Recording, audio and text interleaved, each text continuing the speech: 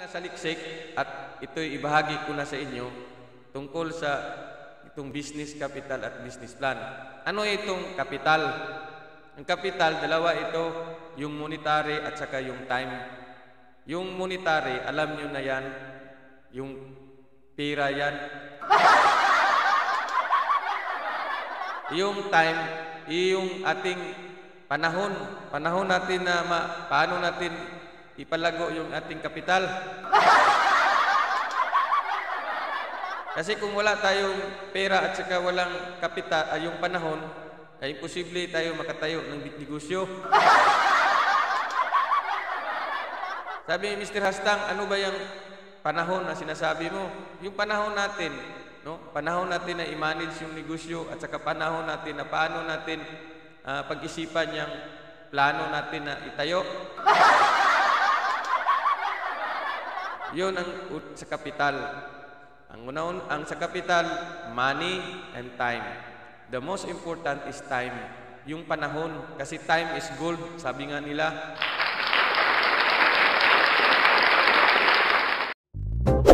Hastang TV, the Filipino channel. Magandang araw po sa inyong lahat dyan, mga kahastang.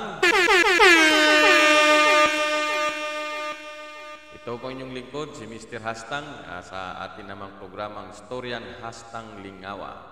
Ang Istoryang Hastang Lingawa is kung paano nga ba natin masolusyonan itong katanungang paano magsimula ng sariling negosyo. Ito yung ating programa kung saan ating alamin, kasi sabi ko nga, nag-research din ako sa mga paano-paano. At sana sa nagsubaybay itong aking channel at sa bago nating mga kaibigan dyan, please naman, no, kung bago kayo dito sa akin, pakikuha naman itong aking channel, paki-subscribe, at saka paki-click naman kung kayo ay bago pa. So, bago tayo mag-umpisa, alamin natin kung ano ba talaga itong ating topiko. Ang topiko natin is, sabi ko nga sa tagline kanina, ang nakasulat dyan is, paano magsimula ng sariling negosyo. So, ito yung ating topic ngayong araw na ito. So, paano nga ba? Yun ang tanong. Kasi, ang katanungan, paano nga ba natin mag-umpisa ng sariling negosyo? Unang-una, meron tayong tinatawag na business capital at saka yung business plan. Ito yung ating pag-alamin kasi kung talaga ito, pinag-aralan ko ito sa mga paano-paano.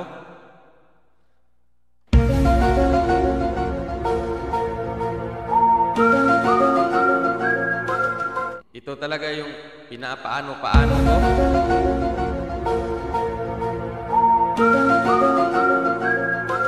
So, atin itong isaliksik dahil dapat lang natin itong saliksikin. At sa aking pagsaliksik,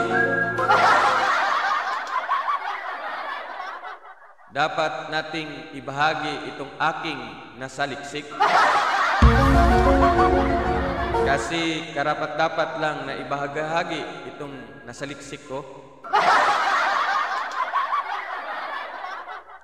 So sa aking nasaliksik, at ito'y ibahagi ko na sa inyo, tungkol sa itong business capital at business plan.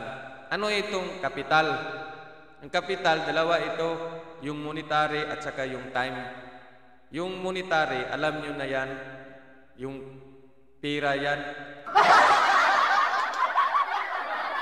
Yung time, yung ating panahon. Panahon natin na paano natin ipalago yung ating kapital.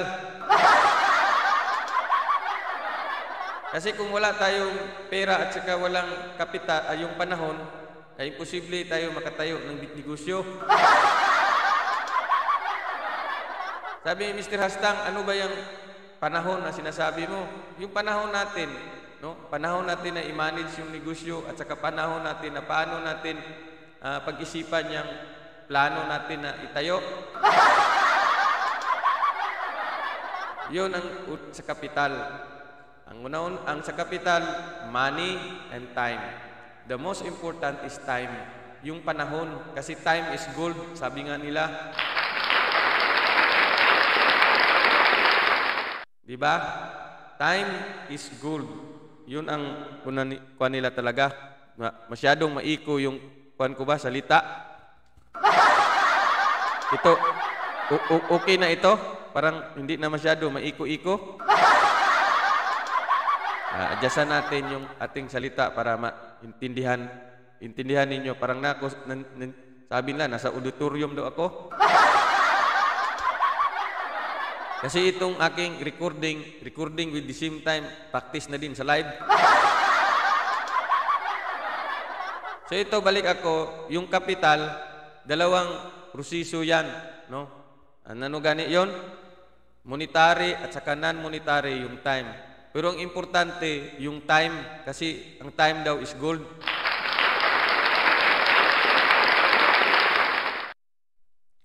Ang monetary is secondary na lang daw yan na pag-isipan natin. Kasi yung monetary, marami tayong paraan dyan na makuha yung kapital na yan. No? Pwede tayo na meron tayong hindi siya monetary, pero pwede nating maging kapital. For example, meron tayong lupa, bahay, pwede natin gawing kapital yan through loan o ano yan. Pero the most important is yung time. Kasi kung wala ka panahon na para sa business mo, wag ka na lang.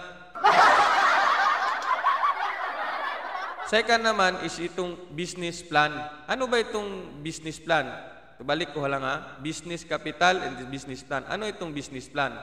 Dapat sa business plan, magkaroon ka sa business plan, meron kang business name, una. Pangalawa, nature of business. Pangatlo, business location.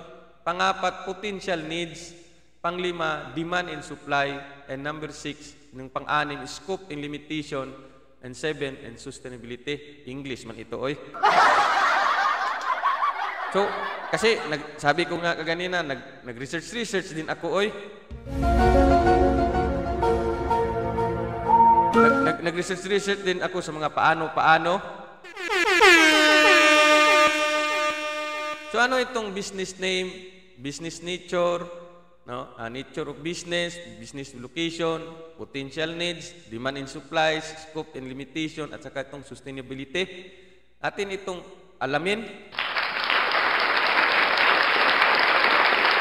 Sa pagplano natin sa business, nagtumayo tayo ng sariling negosyo, is kailangan natin yung business name.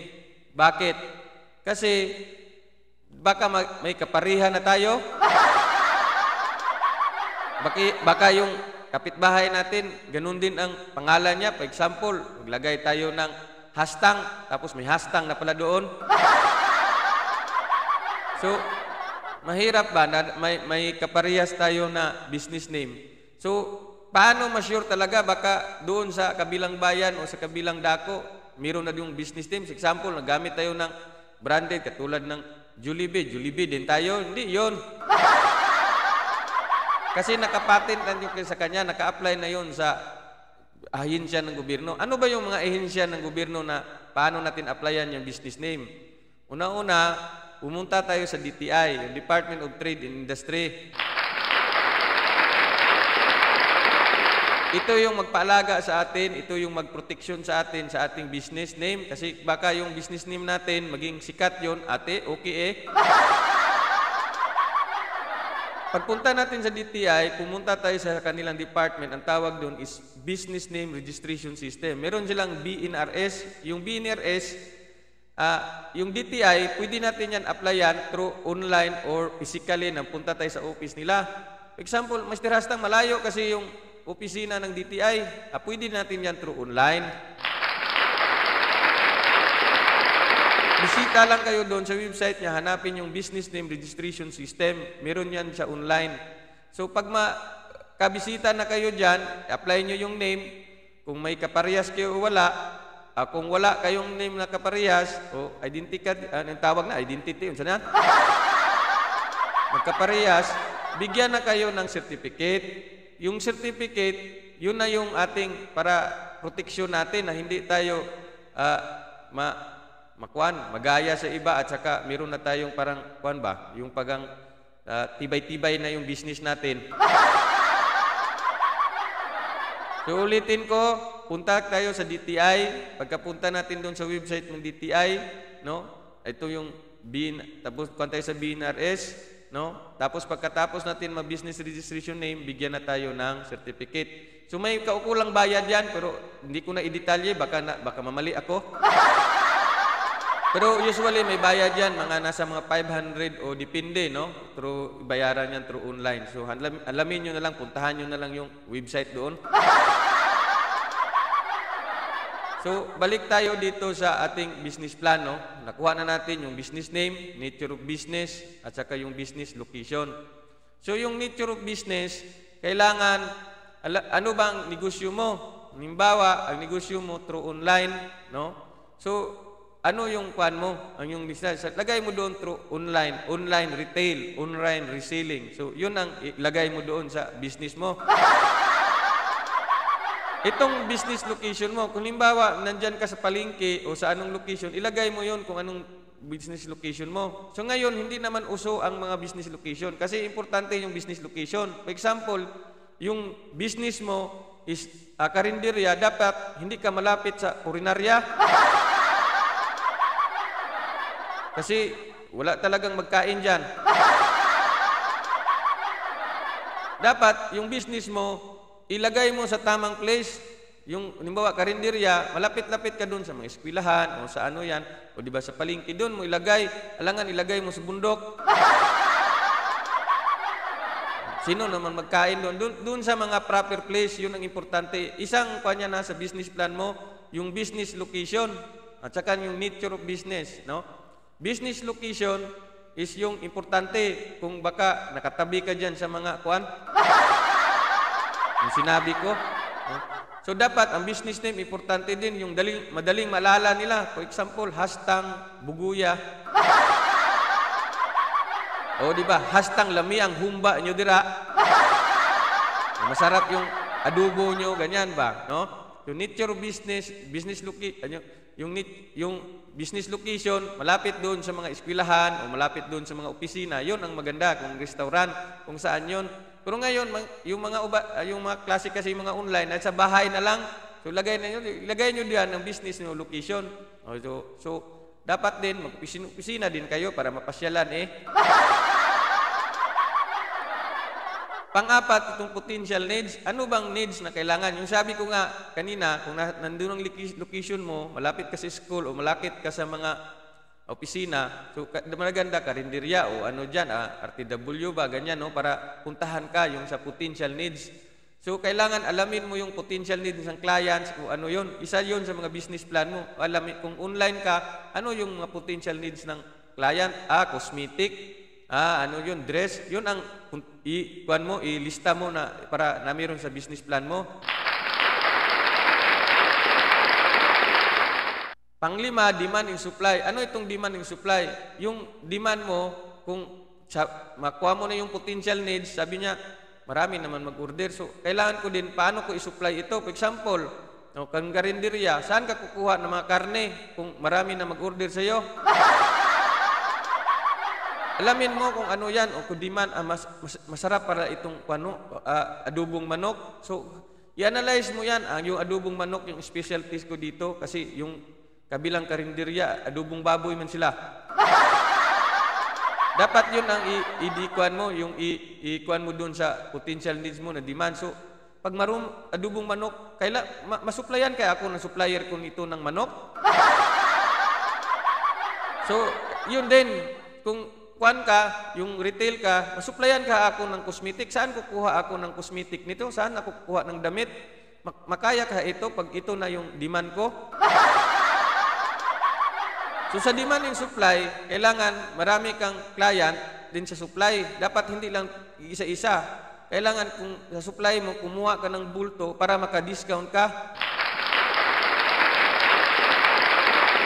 Dapat magsakripisyo ka. Kung ang demand mo, yung demand ng client is 10, gawin mong 30 yung supply mo kaya para mayroon kang readiness o yung ready ka na sa mga ganito, ganyan. Malay mo, baka magsabi ka agad yung client mo, na-satisfy siya, idagdagan ko ng 5. So, problema mo naman yung supply. So, pag-aralan mo yung demand and supply. Then, ika-6, yung scope and limitation.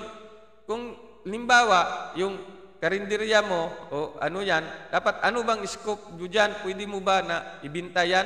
So, hindi, pwede ba nga dyan ka lang, stationary ka lang, magkarinderya? Pwede mo din yan ilako-lako. So, hanapan mo yung scope mo o limitation mo na ito lang dapat ito lang dapat ang aking lutuin ngayon kaya baka malugi ako. So, may mga limitation ka din na dapat ito lang limit kasi ito yung demand masyado ba, yung humba. Huwag yung pataka-taka ka lang na luto na lutuin mo lahat tapos ngayon hindi na, napanos na. I mean, yung napanos is napanis na yung paninda mo ba? So, ganun din, no?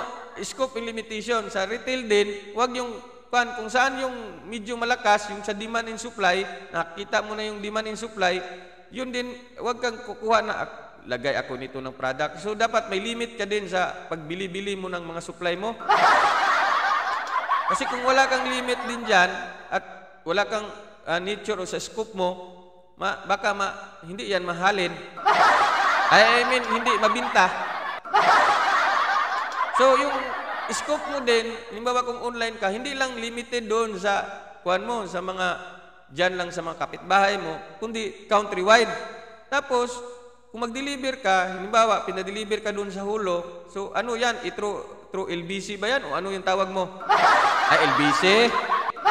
Yung carrier yan. Dapat, hindi ka malugi at hindi din malugi yung client mo.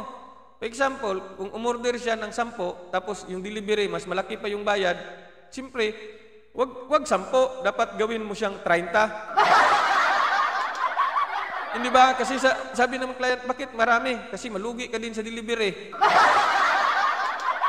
So, yun din ang istadihan mo yung scope limitation. Kailangan, kung magpa-online ka, bakuan mo yung dapat 3-in-1, ganyan, 4-in-1, na ganitong presyo. Pero, kinumpute mo na yon ang delivery sa kwan kasi kawawa naman din yung client mo kung hindi siya malugi siya sa delivery.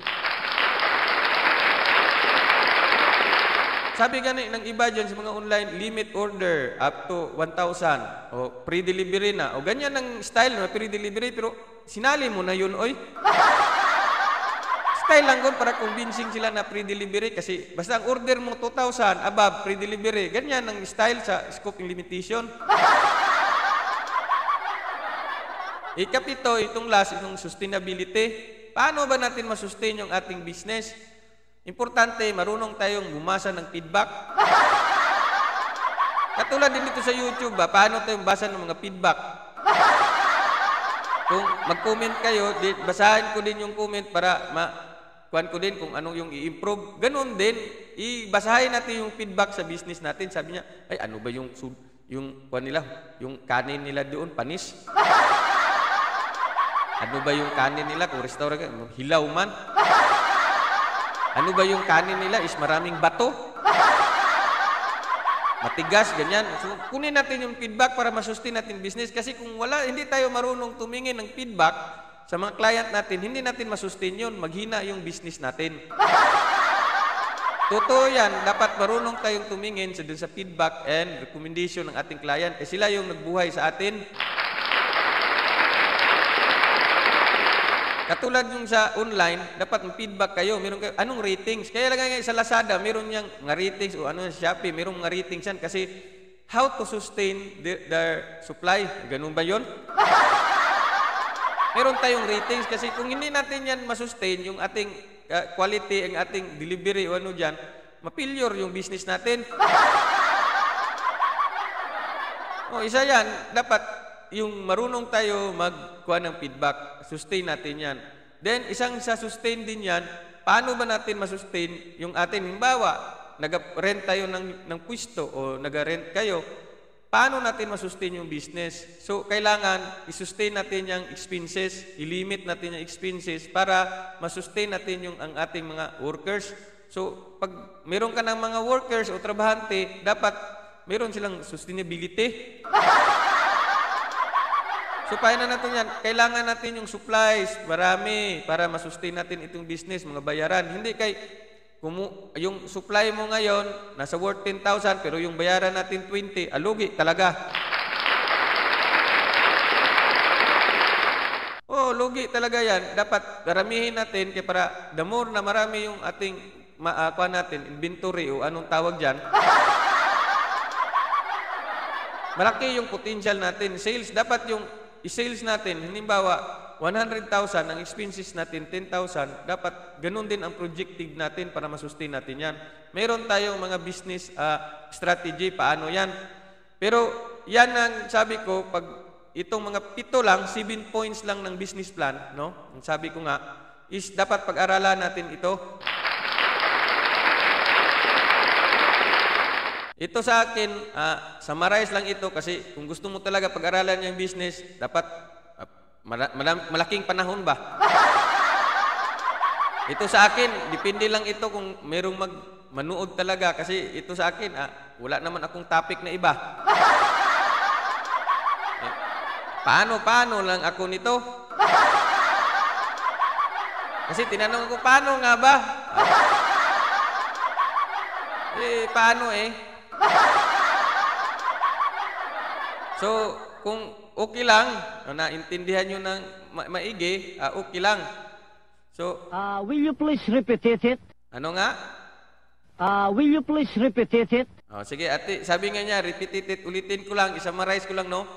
Dapat meron kayong business name, nature of business, business locations, potential needs ng inyong client at saka sa iyo din, demand and supplies ng client at sa iyo, dapat ready ka sa demand and supply. Scope of limitation, ika-6, dapat yung scope mo hindi lang nakalimit ganun o ano yung pan mo sa product mo, packaging mo, dyan na ang scope of limitation. Sustainability, paano ma-sustain yung ating demand and potential needs at saka yung scope of limitation. So yan ang importante, dapat sa sustainability, marunong kang tumingin ng feedback sa mga client mo para ma-sustain siya. So yun lang ang pag-open ng sariling business. Kung sa corporate naman, another topic naman yan. So mga kaibigan, ito si Mr. Hastang, ang inyong lingkod, nagsasabing sana nasa mabuting kalagayan kayo at sana'y kung kayo'y mag-open ng business, bigyan kayo ni Lord ng maraming grasya. Isa din yan, dapat magpanalangin talaga sa Lord before na mag-open ng business. Dapat alamin, Lord, bigyan mo ako ng gabay sa aming business ni open. Pero ngayon, bago ako magtapos, magpanalangin tayo, Lord. Sana itong mga subscriber ko, Lord, na nanonood ngayon, bigyan mo sila ng blessings sa kanilang dapat natahakin at itong aking kunting kaalaman ay naitulong ko sa iyo, naitulong ko sa aking mga kapwa at Lord, ikaw na ang bahala sa aming araw-araw na pangailangan at sana Lord, kung saan man sila ngayon, ang kanilang pangangatawan at kalusugan ay bigyan mong sapat ng kalusugan at ang kanilang pamilya ay bigyan mo rin ng sapat na kalusugan kung saan man sila ngayon. Lord, wala kami dito kung wala ikaw. Ikaw yung aming gabay sa araw-araw. Amen. Hallelujah. Hallelujah. Hallelujah. Hallelujah.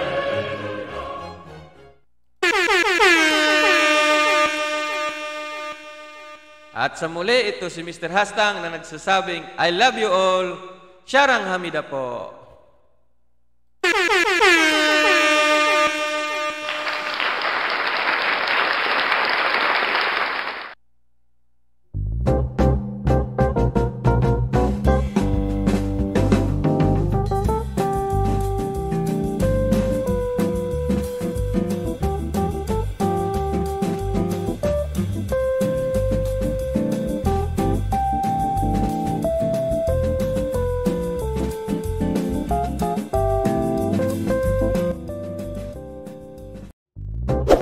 Hastang TV, The Filipino Channel.